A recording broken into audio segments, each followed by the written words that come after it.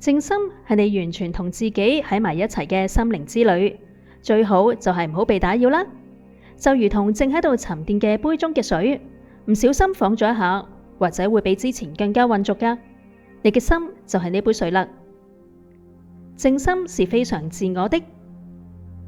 一般嚟講，靜心嘅時候最好係完全地獨處，同時按照你喜歡嘅方式靜心。當然，亦都唔排除同朋友一齊嘅靜心方式啦。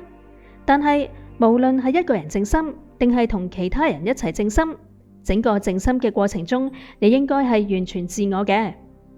喺呢個靜心嘅當下，你唯一應該做嘅就係讓自己放鬆落嚟，讓自己嘅心安靜落嚟。喺呢個靜心嘅當下，冇其他人，只有你自己。即使係同朋友一齊靜心，你所關注嘅仍然只係自己嘅心。除此之外，唔應該有其他嘢嘅。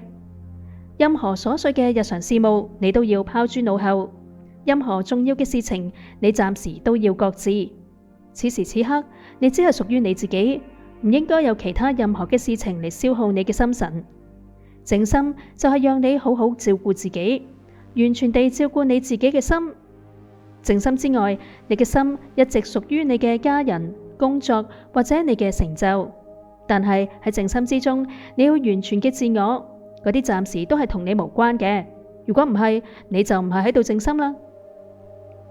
靜心最好不要被打擾。靜心係一件完全自我嘅事情，因此你必須要小心。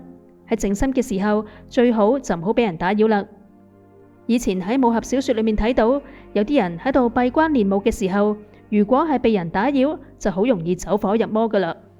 或者而家好多學禪學道嘅人亦都講究排除一切外在干擾嘅閉關。雖然我哋日常嘅靜心睇起嚟同閉關基本上就冇咩聯繫，但係其實都係內心嘅沉澱過程，係唔應該被打擾嘅。喺靜心嘅當下，由於內心嘅安靜同埋放鬆，你嘅敏感程度同埋覺知力遠遠超過平時。呢個時候對好多事情嘅領悟能力亦都係非常之強噶。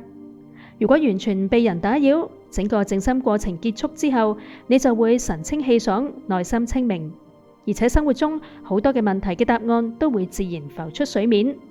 佢係來自於內心嘅智慧。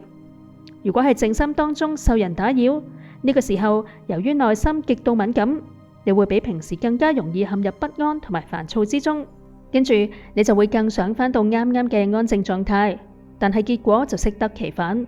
你只會更加煩躁不安，無論係喺心中埋怨人哋嘅打擾，定係極力渴望回到內心安靜嘅狀態，都會讓你比平時更加不安。咁樣你嘅靜心只可以以失敗告終啦，而且極有可能比冇靜心嘅時候更加煩躁同埋沮喪添。所以靜心之前，你要拒絕所有嘅打擾，咁樣先至會有好嘅效果㗎。